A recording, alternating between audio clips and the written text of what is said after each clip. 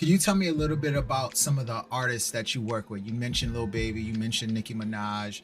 Tell me a little bit more about sort of your roster and how you have to have a different approach with each of them. It can't be like a cookie cutter, right? It's not like a template. And so I'm sure you being so tapped into culture, you understand that better than most. So can you give me a better understanding of like who you actually work with as far as your the artist roster and how you approach working with each of them individually? Okay, cool. So, like, I worked really closely with QC. So they have like Migos, Lil Yachty, City Girls, Baby, and like one person that kind of pull out of the bunch is Yachty, right? He's not this hardcore rapper. He's not talking about, a lot of the things that a lot of people are talking about.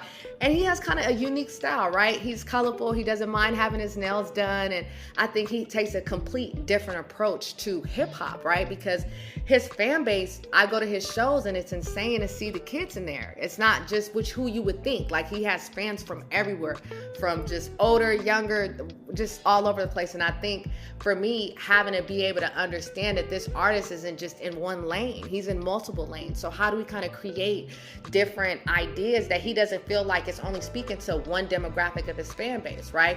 Maybe that's too culturally leaning. How is that going to appeal to his fans in China or in Asia, or, so forth, versus you having somebody like Lil Baby, right, who is deep in Atlanta. He's talking about Atlanta. He wants to be in Atlanta, and I think he loves Atlanta, and that's his approach, right? So a lot of things, it has to be authentic to what he's used to, his surrounding, where he's been from, his comfortability level, right? Versus Lil Yachty, he might be more open. He kind of was in New York a little bit. He didn't just kind of stay in Atlanta. Versus you got City Girls, who's from Miami, and they're not your traditional females, right? They from Miami, they're from Florida, like, they are how they are. And I think their approach is like, this is how I am. I'm not really open. And I think just being able to have that educational process, like, I realize every artist is different based off their backgrounds and just their journey. So for me, I really just try to understand and learn the artist first. When I first meet them, I don't even want to talk music. I want to learn you. How are you as a person, right? So I understand my client, how to move with them, so I don't ever bring anything to you that's like, why would you even bring this? You know what I mean? You should know better. Like, I think a lot of times people miss that step, like really learning your artist, learning the clients that you've worked with. Outside of QC, I've worked with like also R&B artists. So like now I'm working with Bryson Tiller and Ryan Trey, and like Ryan Trey is an up and coming artist, and he's so talented. Like, this kid is insane and crazy. And I think for him, it's just understanding that he wants it so bad, right? So when people want it, they start to become frustrated. And I think being able to understand that you just got to allow him to see just how things take time. Like, I think people just see things on TikTok and things think it just goes viral. And it's like, no, this kid's been making music for 7 years. You just didn't hear none of his other stuff, right? And I think for me, it's just really understanding and learning the artists. I love hearing their stories. I love hearing about how you were raised, how you were brought up. How can we utilize things that make you unique into a campaign that can speak and inspire people, right?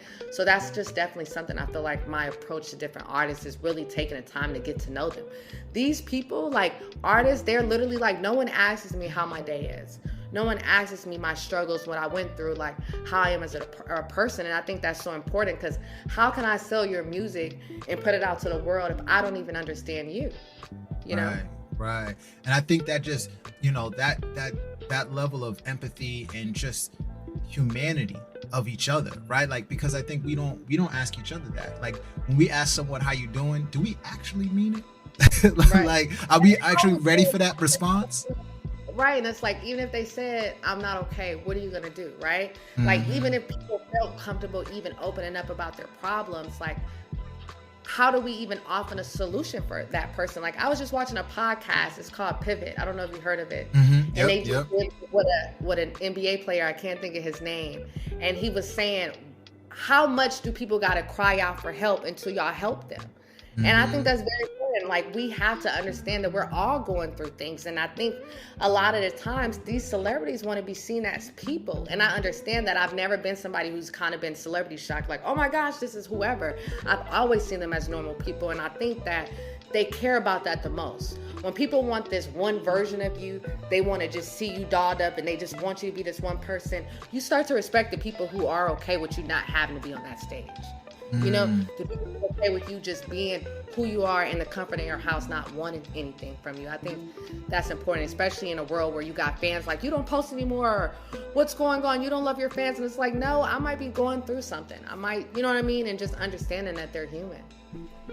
Thanks for listening. If you like notes from this episode and more, head over to drjaewilliams.com and download Dr. J's Gems. I got notes from all the episodes, helpful resources, and curated content exclusively for my office hours fam. Absolutely free. Yes, you heard it right, free. So check it out. You never know. You just might learn something new. And remember, you are what you've been waiting for. Talk to you soon. Peace.